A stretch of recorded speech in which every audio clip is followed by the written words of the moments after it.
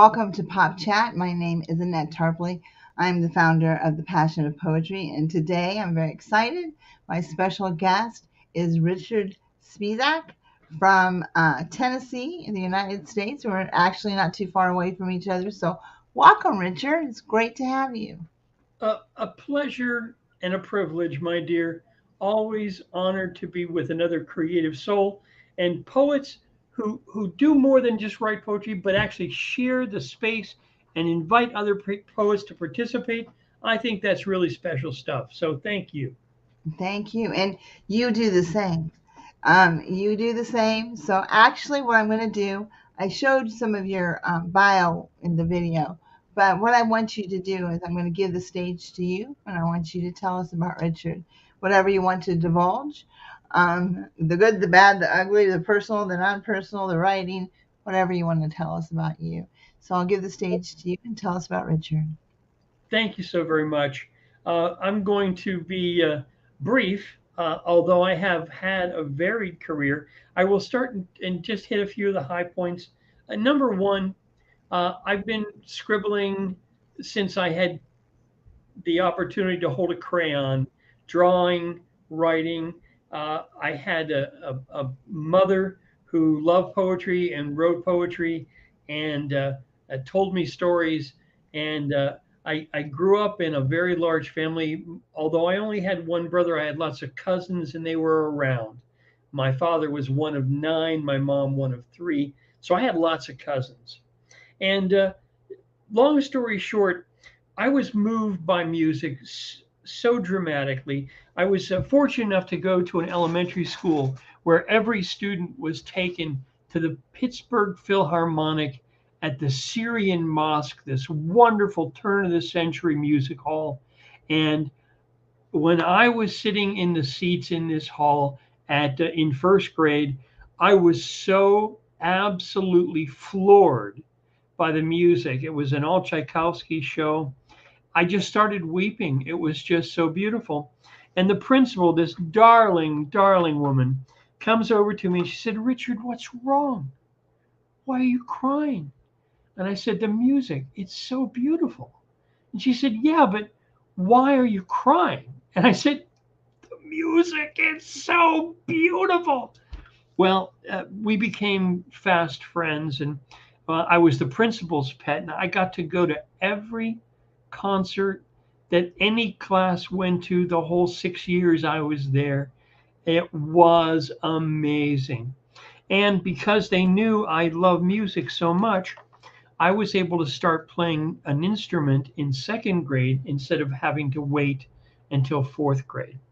And although my parents were what they call nowadays old school, very, very strict, very uh, let's say they didn't suffer fools gladly. They didn't take to pleading at all.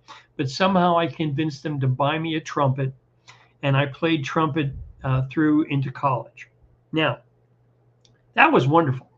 I had a wonderful musical education, and I was a fanatic. So I was playing an hour every day religiously. And by the time I got into middle school, I was accepted into the high school band. Our schools in Pittsburgh, where I grew up, they blended the middle school and high school. So in eighth and ninth grade, you could participate in some of the high school classes. So I got selected to be in the high school band, even though I was only in ninth grade. And in fact, I was selected to conduct not just the band, but I conducted the county symphony kids symphony orchestra, and I was so enthralled. I thought I had my career mapped out. I was going to be a musician, composer, and hopefully conductor, and I was all set. You know, ninth grade, I was ready to go into 10th grade. I was chosen as drum major. I would conduct for 3 years. It was perfect. But then my parents threw me a loop. They decided to move to Florida. And this is in 1967 when sadly segregation was still the law. And the high school I went to was segregated. And the band director, when they began to integrate the school, refused to allow African American students or Hispanic students, which there are plenty in Miami, to attend the class. And some of us took issue with that. We marched into the music director's office and said, "You can't do this. This is not right."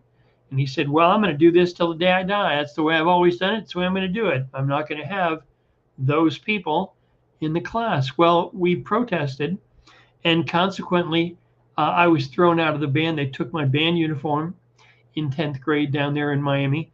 And this was also the Vietnam War days. And some of us would cut class and skip band practice to go to protests against the war.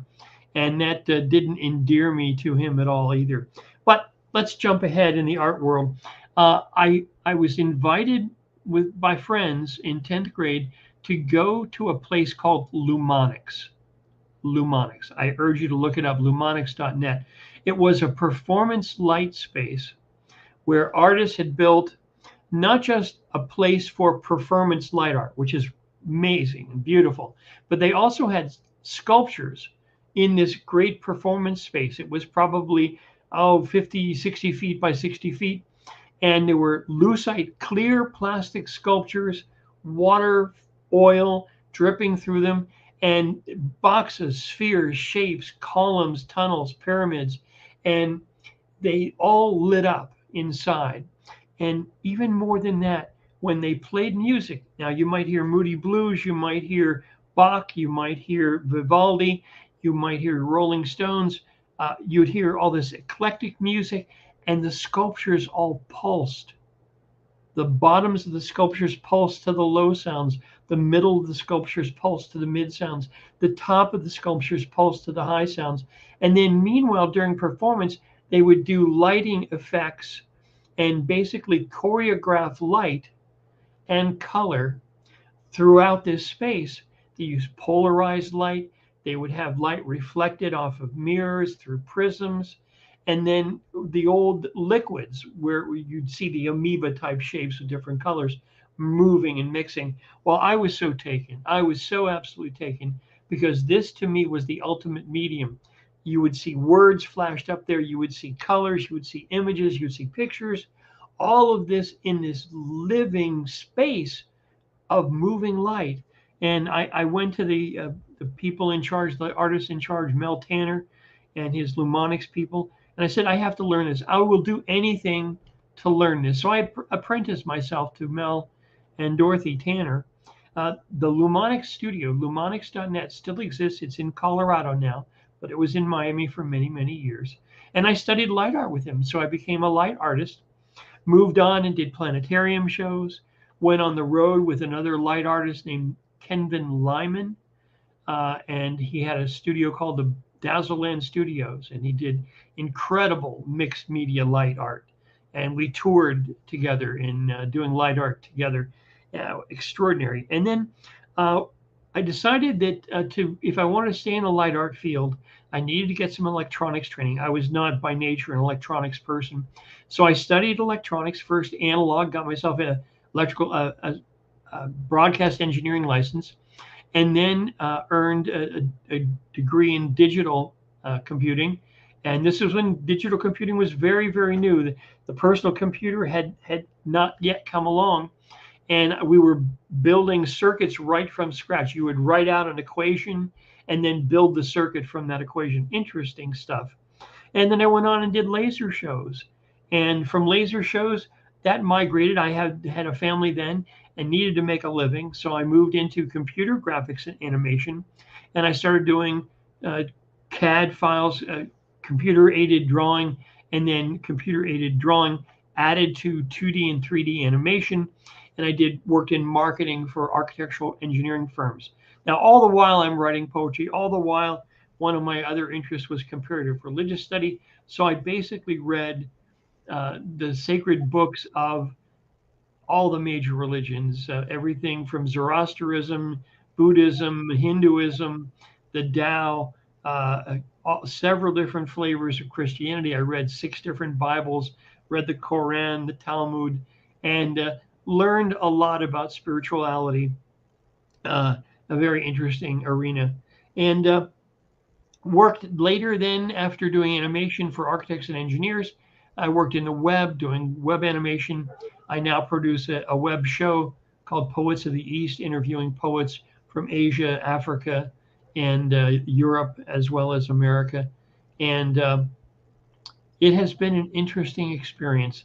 I have been performing poetry for a long time in a live situation, but with COVID and the age of Zoom poetry meetings, I've had the pleasure to meet poets from across the globe, including the lovely and talented Miss Tarplay. And Wow. Thank you. Thank you. back to you. Thank you. Thank you. So, you're very interesting because you just have this wealth of stuff you've done in your life. It's been a very colorful life for you. And That's a lighting pun, right? yeah, yeah, it's a little pun, right? I guess. But I think that you've experienced so much. You've delved into this. You've delved into that. You've tried to seek whatever your truth might be regarding spirituality and stuff. So I think it's always good to take the journey in life and try to seek answers for yourself when you kind of question things and all those things, as we often do, right? But instead of maybe you're just accepting what somebody else told you about whatever, you just kind of thought, well, I'm going to do it myself, figure it out. So that's good. So why don't you share some of your poetry with me? I know that you're usually on this end of it, so you don't get to probably share very much. So this is isn't this kind of exciting? You get your own stage now. You can. Well, it is unusual, but I have been gifted or driven, whichever you want to, whichever you choose, to share my writing for many many years. My first public readings were anti-war poetry against the Vietnam War, anti-racist poetry, and also I was very proud to support women's rights. It seems oddly enough that some people still have trouble understanding that women have equal rights. I don't understand it since we all basically arrived through the good offices of some caring woman. And anyway, let me read a couple things to give you a Sure. sense. Now, I understand that you're not a terrible big fan of political poetry, so I will start with something that should put your mind at ease. I'm going to read you my ode to broccoli. Broccoli and ode. I love those tiny trees of old broccoli. I see Gargantua, perhaps Paul Bunyan, so substantia, devouring the forest hand over hand, barely leaving anything but gritty sand. Broccoli in soup leaves me droop, and baked, I think, a dastardly mistake. Breaking those tiny branches into kindling makes me hungry, especially when the supply in the fridge is dwindling.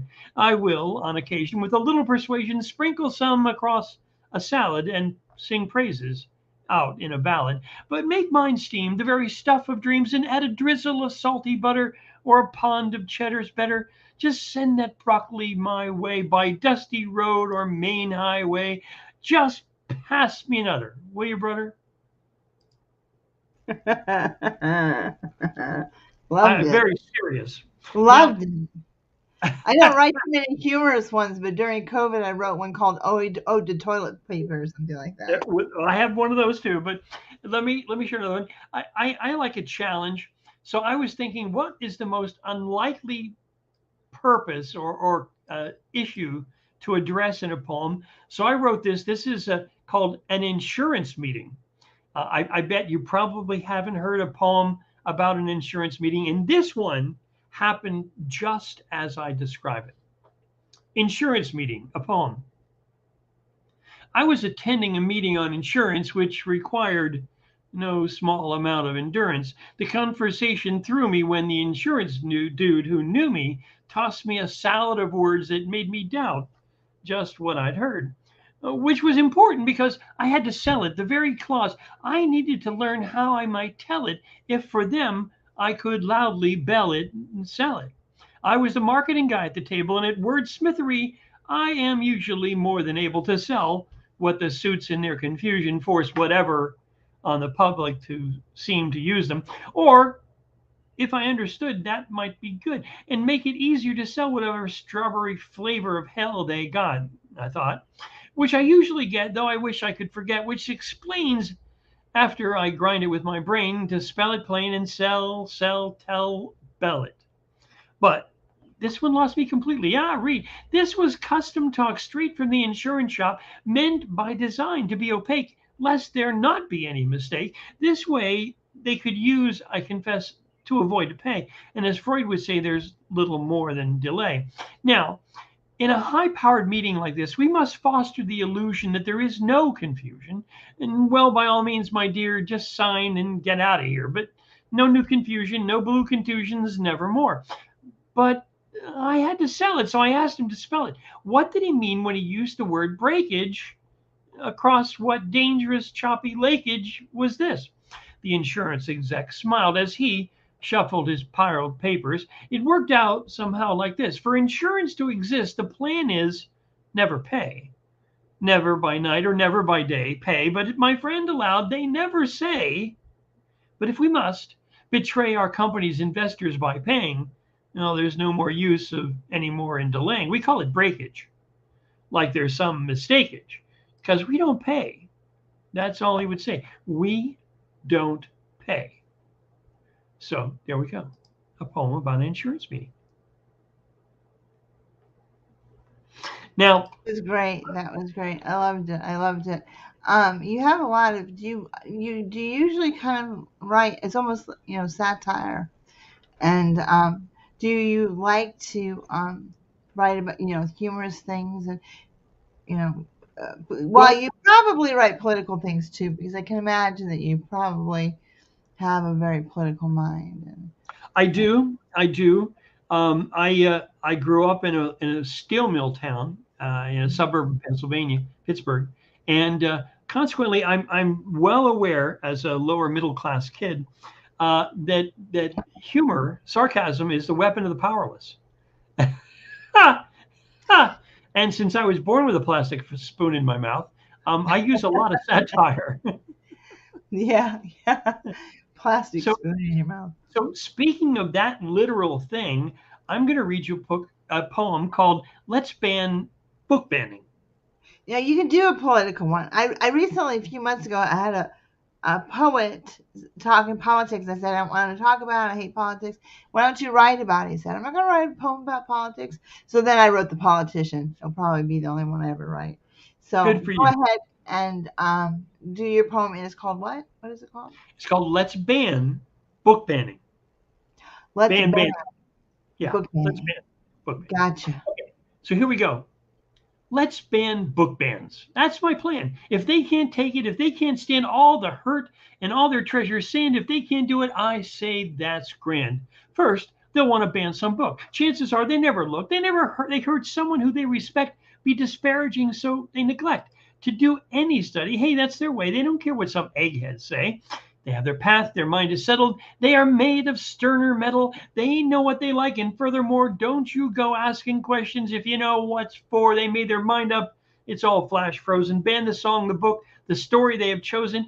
Don't sneak it past our censors, darling. That act right now would be alarming. Ban the book, the song, the story. Who cares? Historically, it's been lauded in its glory. We're suspicious, and that's our story.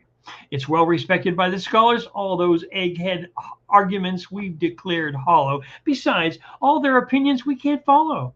After books, they'll ban ideas, and over their hidey-ho walls, they just can't see it. And that whole subjects they'll declare banned because it's really ideas that they can't stand. Then there's people out of favor. Who knows? It might just be your neighbor. They don't like the color of his pants. But then again, maybe it's really him they can't stand. He might be from Afghanistan or even Nigeria. That's some kind of prince, and say no more. They are incensed. Then the talk will turn to some body part. Those intellectuals probably think it's art. But for them, it's just a naughty body part displayed in some statue in the park. Drape it over, quick, in the dark. Who will never know where their vehicles park next. Censorship is an endless voyage for every closed-minded, closeted annoyage. I say ban the banners now. But about all that censorship, just don't allow. And to all those who would censor, this time I'll quote the Bart, don't have a cow, it's just art. Nice, nice, nice. So when you were talking earlier, you were mentioning, I think, that you do dabble into the art world. I mean, for a while, for a living, you did, lighting art, Yeah. basically.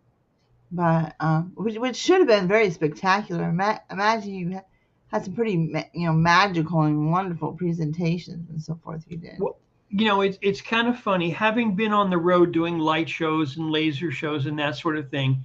When I had an opportunity to volunteer for a community arts group that's put on concerts, I jumped at the chance. Well, it seemed to me kind of funny because as a light show artist, I had controlled and mixed the music and the voices and performed light. So to these guys, that where the work was divided, there was one group of people doing sound and one group of people doing lighting. I thought, God, this you're making it too easy.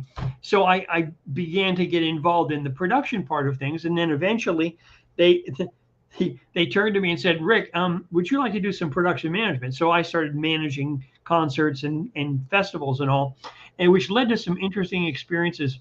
At one point, now this was a not-for-profit company, right? So we're staging Chick Corea, a marvelous keyboard player, and he was with a flamenco guitar player, Paco de Lucia. Now, if you love jazz, if you love this kind of music, it's breathtakingly beautiful, right? So in the preliminaries, we set up the stage, we got the sound, we adjusted it during the sound check, and we had the lighting prepared so the lighting was right. And at this point in the preparations, it's about an hour before the concert, and Chick Corea and Paco de Lucia are just playing. They're just what we call jamming. They're just playing, having some fun, interacting, the dialogue of music. And I turned to the executive producer and I said, Rod, we've got a problem. By my watch, if we don't take, this was a union stage hall, if we don't take a break in 10 minutes, we're going to have to pay a huge penalty. There'll be double salaries from then on for the stage crew. Plus, we have to buy them each a hot meal. And this is going to get really expensive, really going to cut into the margin of this not for profit company. And he said, Rick, you're going to stop them? I said, no, no, look, I would rather let them play. Trust me, I would just as soon stand here Yeah. and enjoy it. But I'm production manager, and my job is to make sure this show goes as best as possible for everyone, and always with one eye on not just safety but the bottom line. And he said, "Well, if you think you can stop them, go ahead." Well, I went over to Chick's manager and I said, "Listen, I'm going to have to stop them to make a union break. We have to have the stage cleared for an hour before the show." And he said, "Oh no, no, no! I don't. I never talk to Chick when he's playing." And I said, "No, I understand that. I don't want you to say anything. I just want you to walk next to me when I go out there." Now he's been Yeah. introduced to me, but I'm sure his mind is someplace else. So I walked out, and here he is playing the keyboard, playing this grand piano. I said, "Mr. Korea," and he stopped with his hands poised over the keyboard. And he said, "You're talking to me while I'm playing?" And I said, "Sir, you're a professional. You understand professional necessity. We're in a union hall. I have to give these staging professionals their union break." And I said, "If I don't, then we have massive penalties. I'm sure you respect that." He said, his hands still poised in the air. I have never been told to leave a stage, and I've performed from Australia to. I said, "Yeah, I know. Sir, I understand. And I'm sure you understand my position." And he said, "You're absolutely right." And he got up and walked away. And Did he come back later? he did. He came back and did a fine, fine show. But it was one of those moments where either I'm going to be a professional or I'm going to just take the easy road. And I've never been one to take the easy path. I even came here. Oh, whoa, whoa, whoa, whoa. Speaking of which, I gave you some homework. I You didn't finish did. mine. Well, I tried to finish them. The thing is this: my product will be really bad. I don't even know if it makes sense, because I tried to finish it just really quick when you were talking a minute ago. So um, realize that mine is probably not a completed and a botched project. But so you picked a title, and the title was. Title was The Capital of Fa. Now, I'm one of those poets that always listen. And when I hear a good line, a good phrase, a good turn of metaphor, I'm captured by it. And often I decide that I'm going to take that and run with it in some other direction. So on a news show this morning, I heard the phrase, the capital of Fa. And that just seemed so magical to me. So I wrote this little ditty at the suggest of Miss Tarpley. So this is called the capital of Fa. Deep in the forest of La, near the ancient river of Dadi, where the treasure of Da is known to dwell, and the silent mountain monks ring their primeval bell. I led my horse down the dangerous course, where rocks precarious fell with force, where the crumbling trail was never measured by those out hunting the sacred treasure, where the unlucky fall to the valley below, so trembled every pilgrim who chose that awful course to go. Never minding when the trail crumbled, hardly catching his breath when his courser stumbled, the sight of the spinning valley below alone scared some right to death, so you know. The cattle was verily visible through the clouds that flowered through the sharp peaks and crags of ice, as if the slippery course was trimmed in frosting, so nice. The wind, ferocious, would tug and chase these valiant pilgrims on the rock's steep face, and once more his brave horse blanched at the nearby rumbling of another avalanche. And he approached the valley floor. A volley of arrows did restore his attention to the final worn rocky ledges, and the dangerous tribal people had sworn their pledges to protect the fortifications of the capital city of Fa. They'd sworn to their mothers on the sacred river Ka, and they guarded with their lives the final approach to Fa from any wandering wayfarers, no matter who they are. The grand vizier of the great castle Fa had cast his spell on the vineyard of Cani, though he knew the warehouse was empty. But he knew any goblet from the great capital of Fa was magically refilled with a sparkling vintage unmarred. And as the young knight errant approached the castle gate, where the imperial sacred band was well armed and lay in wait, the surrounding castle Fa was the equestrian force, well known and like Caesar's equestres, so well appointed on horse. Those guarding the eastern gate of Saun was the force always known to be number one. Like Alexander's, they were known as companions, and it was known that they were as brave as granite stanchions. But in the West, so lauded and praised were those who would risk all right to their grave. Known like Gordus's ancient warriors, the sacred band was his group of soldiers, who, although of ancient vicious lineage, among them had no murderers. And our hero had a better weapon than all those who might bellow and deafen. He leapt from his saddle just before the gate and upraised one hand and bade the soldiers all wait. They leaned in to hear what he had said. He broke out his best joke, and they laughed off their heads. Right into the palace he strode, bold as brass, and he had them all laughing till they fell on their ass. Into the throne room our hero arrived, where he explained boogie woogie and all that hep jive. Right there on the spot they made the lad king. They kissed his behind and gave him some kind of ring. He waved them away with a generous gesture, like the flagon with the dragon. It was not quite his pestle. Oh my gosh. Did a poetic saga. Oh my gosh. Wow. Mine's gonna be so stupid, and mine's very short. But wow, you took that to another level. I know that your mind was going off places, and that was amazing. The capital city of Fa. I mean, Yeah, wow. you just went with it. Yeah. Well, mine's very simple. Um, I write with the beauty of simplicity. So, but Amen. and A it. women. What'd you say? I said amen and a women. Yeah. So, and I haven't proofread this, so there's probably mistakes in it. So I'll be muddling through those. The capital city of Fa. The capital city of Fa is metropolis in the kingdom of dreams. There, the constituents have a voice. No one ruler remains supreme. For if you have done wrong, they will search for that which you have done right.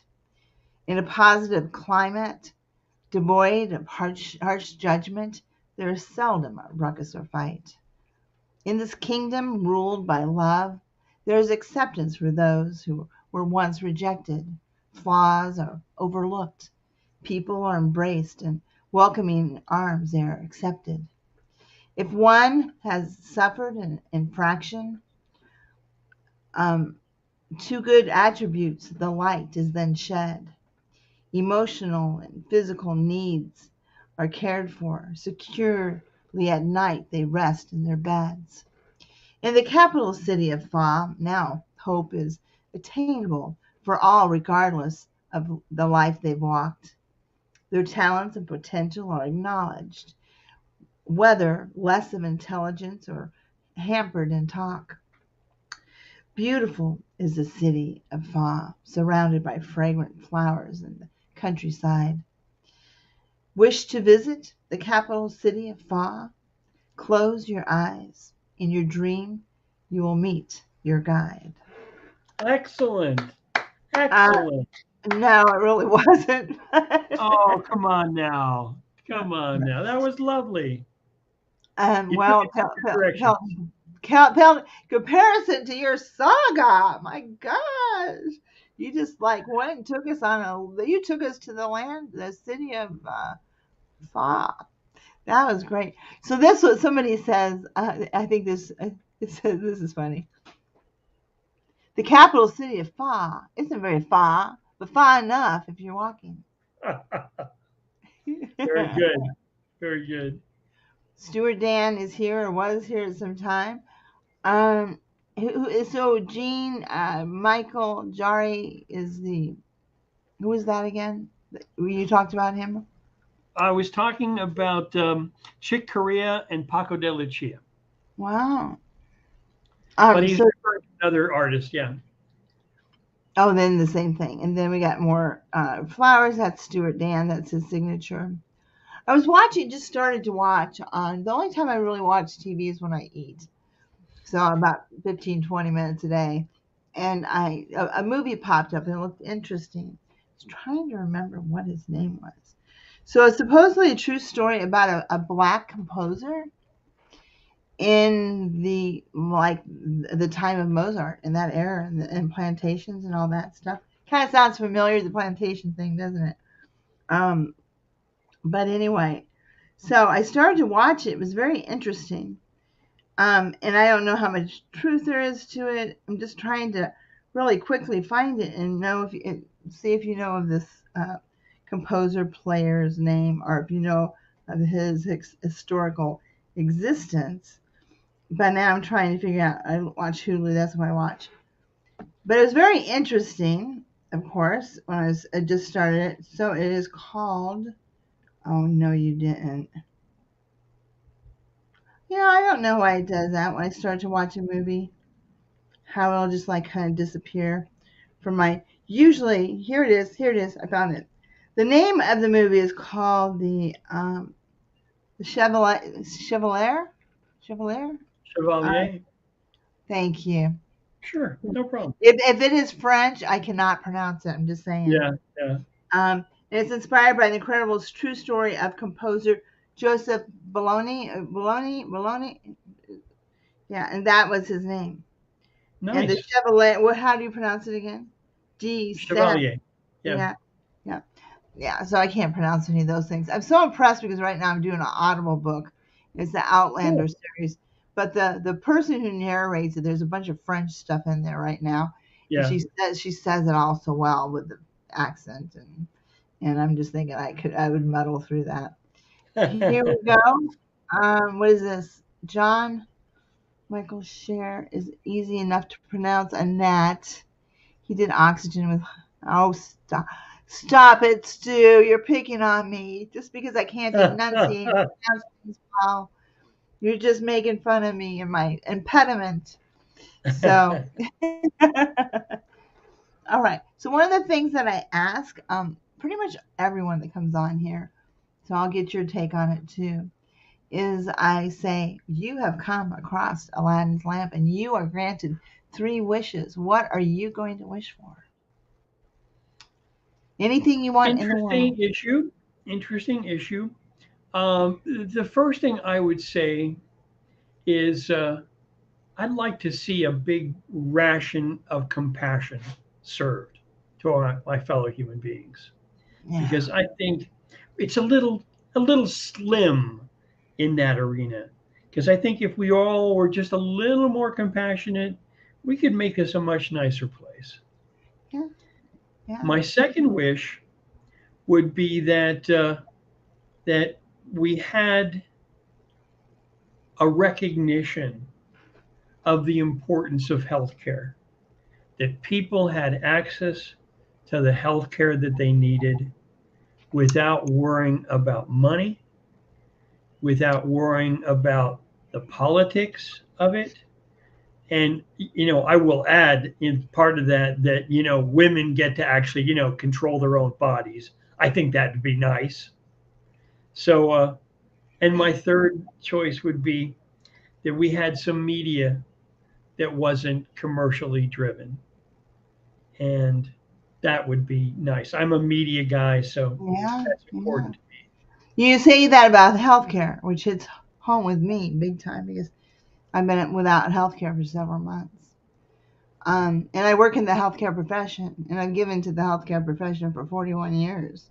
And I had an emergency room and an urgent care visit in December when I had no insurance. And I have lots of bills. I So, bet. I yeah. bet. So it kind of makes me upset because I think that there needs to be some funds or some type of thing set aside for people like myself who have given to profession for years and years and years. Yeah. I shouldn't have to. I know that sounds selfish, but I feel like I have given this profession for years. I kind of I don't want to really say it's an I owe you owe me kind of thing, but it would be nice to be acknowledged and to be recognized. You know what I mean? Well, I will help you make that case because, in my opinion, we depend on healthcare workers for our lives. For Yeah, our lives. Do we not owe these fine people? You didn't get into medicine to be a billionaire. You got into medicine because you like to help. yeah, And if there's no respect for that, then what do we see? We see a more and more and more cynical right. world of medical staffing who, I mean, I thank goodness I have had a healthy life, and yet I hear from the medical professionals that I bump into that it's better economically for them to be a gypsy nurse rather than a nurse in a staff in a hospital. Yeah, It's more rewarding economically, and that's a yeah. sad thing. That to me is an And I've indictment of done the some of system. that before, some locums work because it pays well. Yeah, But then you don't get the benefits usually. So, but yeah, it's ridiculous. Sometimes what they, it should not be a for-profit situation, and until we fix that, yeah, thousands and thousands die. yeah, You know, and yeah, not to mention all those who are economically locked out. yeah, yeah. I used to, my very first job 13 years ago as a nurse practitioner was for a doctor who I haven't even seen him in years. I go to his office, but I see somebody else, and I worked for him for a couple of years. And if I'm without insurance, they never bill me. They don't bill me. That's good. So yeah, it's very humbling, and but hopefully I'll have insurance next month. I only have about just a few more days to wait. I'll have insurance again. But it's really horrible. And I went to look about purchasing insurance, and it's about $1,000, and I get like no coverage. You get nothing. You Right, get nothing. There's no coverage with it. So I'm paying you $1,000 a month, and I mean, it's more like catastrophic insurance. You know, right, right. Exactly, exactly. it's very Well, sad. May I offer you one more poem, or perhaps two? Is this about insurance or is this about something Well, else? no, no. But it has a bit of that coloring to it. This is a piece I wrote. Yeah.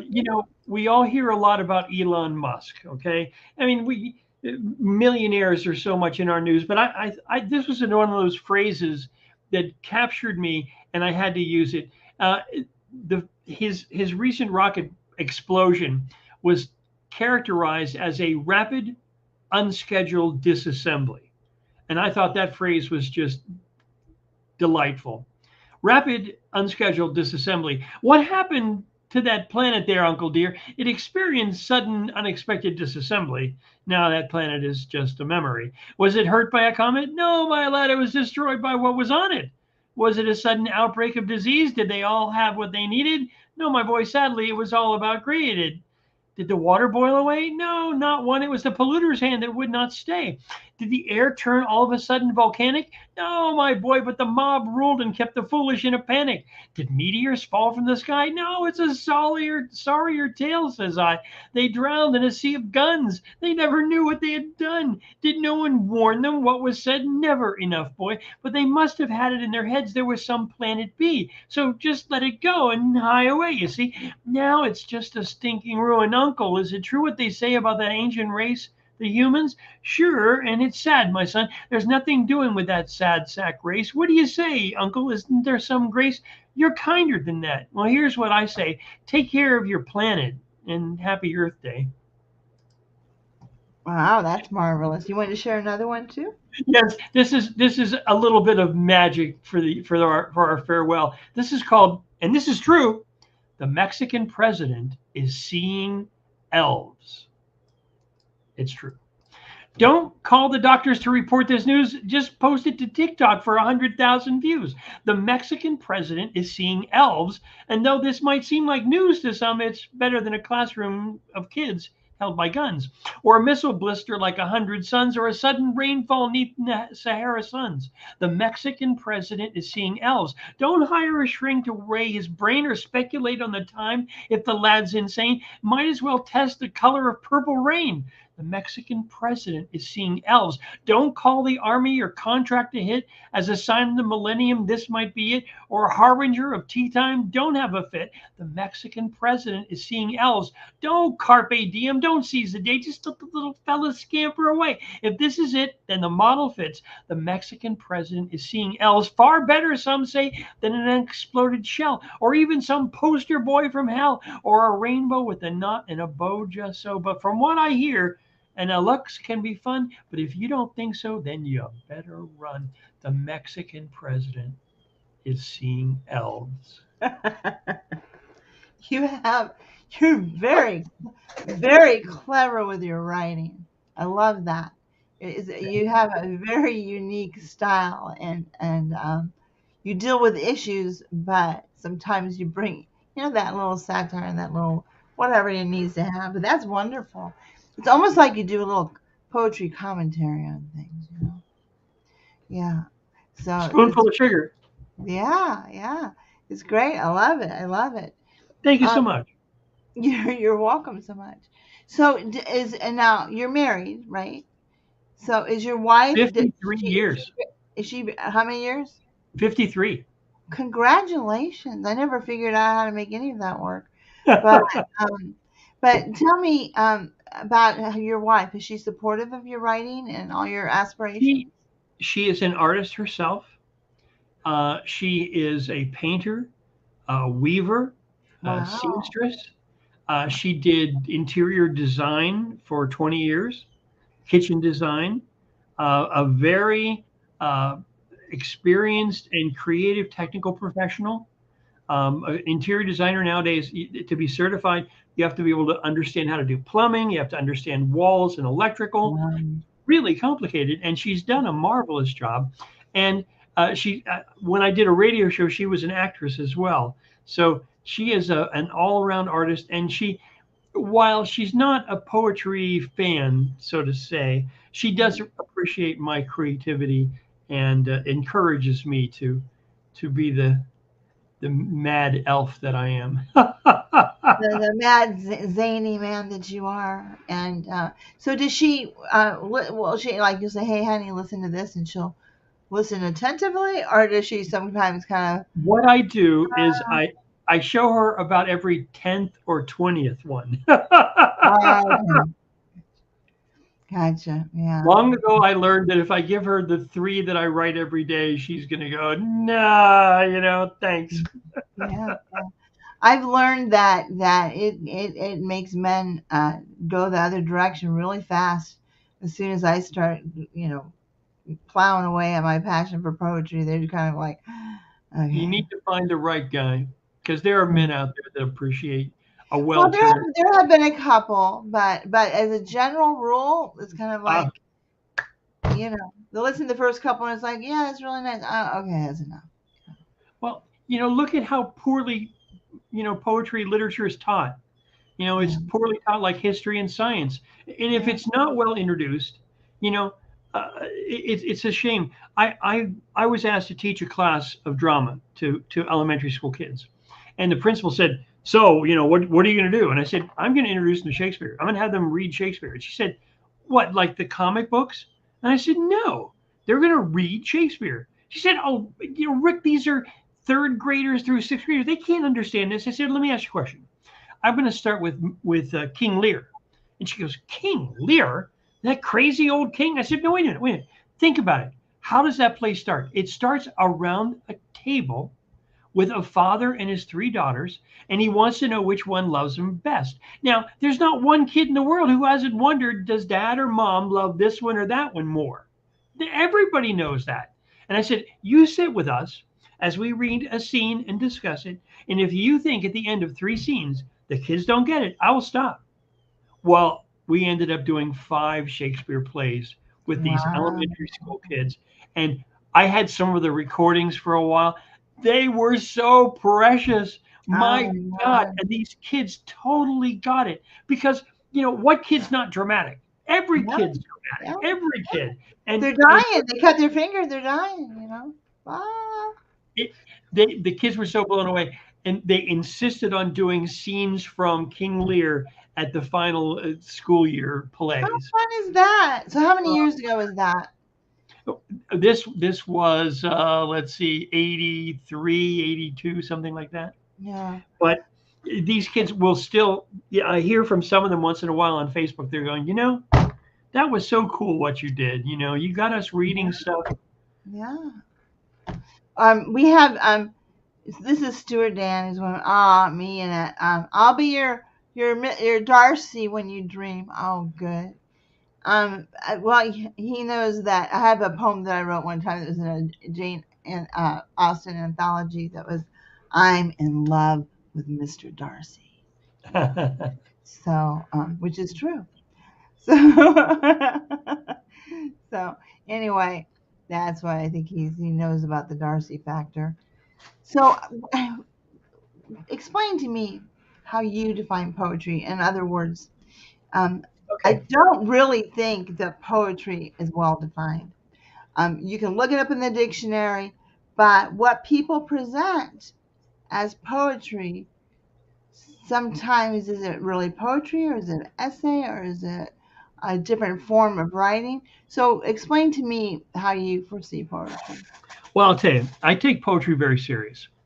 And the way I explain it to people, the power, the potency, the effect, the dramatic power of poetry, and I draw your attention to these points. Number one, there's not an ad in the world that isn't in verse. They use verse all the time, and of course, popular music, of course, of course, of course. Now, let's get really down to it. What's important? Commerce is important, right? Well, at football games, they Yeah. chant poetic chants. And at war, they send their army out chanting military poetry. It's chanting, and the power of the phrase captures the spirit. Now, if it wasn't effective, would they use it in sports? Would they use it in commerce? Would they use it in the military? I don't think so. And I think, in fact, that it's really Boil it all down. It's the power of this stuff that scares the dickens out of them because they can't turn a phrase to save their damn lives. They hire writers, they hire us creatives to turn that phrase, to write that sentence that captures their attention, that turns the key of commerce, that frightens the bad guys, whoever they are and whatever they. But poetry is so effective. Now, the fact that it's poorly Now done, they have that thing. What is that new thing that they have? AI, the AI stuff that writes its own stuff. Well, Yeah, I'm in favor of humans writing. yeah, Humans. yeah. I was at a Google conference and they said, "This is so great. We don't need to hire writers anymore. We can have." And in fact, right now in our lives, there's scripts written for commercials. There's scripts written for weather reports and news and sports reports in print. That is all being done by AI. And I say hire a human. At this conference, they said, "Isn't this so great? We don't have to pay writers. We don't have to have vacations. None of this stuff. We just have computers do it. Isn't that great?"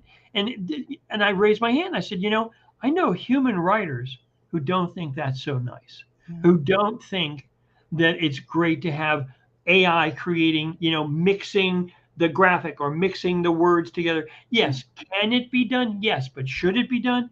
No. No, A there's going to writer be has so much, control. and then people are going to put it off on their own. It's plagiarists and everything will have a heyday. So one day I went to the Bing thing that comes up, and I asked about myself. I said, who's Annette Tarpley? So it came up this big thing, my bio, my everything. She's a renowned poet, all this stuff. And I said, well, I'm Annette Tarpley. Oh, I'm so happy to meet you. I'm a fan. Would you mind if I wrote a poem about you? And then I came up with a poem about me. And it was actually very accurate. It was actually kind of scary, but it was weird. And We it have to came. stand for fellow humans. We have to stand with fellow No, humans. I agree. But how are we ever going to be able to decipher in this world if somebody? I mean, can you? This makes a huge difference with everything as far as academics. Kids aren't going to be writing their own stuff. They can just use that. Yeah. How Um, would you like to be an English teacher grading a paper and wondering, is Johnny, who didn't say 5 words in the class, is coming up with this, you know, quality writing? Is that really his? How do you challenge that? you know, There's it, no way it to challenge that. it always ceases. It never ceases to amaze me how man always tries to replace himself. He works so hard to invent things to replace him, man. Yeah. And we've done it for years and years and years. I mean, I don't know how you are, but I do not want to go to the grocery store and go through self checkout. I'm sorry. Never do. Never Um, do. yeah, but sometimes I don't have a choice. I've been places where I don't have a choice, and I'm like, why? I just got done working. Why now I have to serve myself again? I have a big thing about that, but they don't want to pay for the employees. I guess right? It costs money. Well, I have more than once gone to management at some grocery store or whatever and said, I support your use of humans and I will not shop here if you get rid of human support. I won't do it. Good, good. And we But, have to make it that simple and that plain. yeah. I think the only workaround for teachers, because I see it as a huge problem with teachers, kids are spending so much time staring at those damn phones anyway. They don't have communication skills. And Yeah. I think the only way that a teacher could make sure that the kids actually wrote it is have them write it in class. That's the only way. Yep, you're exactly right. Put your phones up, take out a piece of paper and pencil, and write away. So yeah, that is probably the only way that they can really do it, isn't it? That's going to have to be something short. But earlier when I was asking about the poetry and to define it, meaning that, you know, sometimes I see things that are called poetry to me that don't seem like poetry. So I think it's confusing to me what the real definition of poetry is.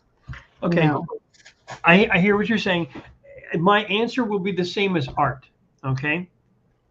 I decided I would not study art history until I had my own field, my own form, my own style, right? But then once I did, I learned about the whole range of art from Dada found art to the Impressionists and the Fauvists and on and on and on and on, right?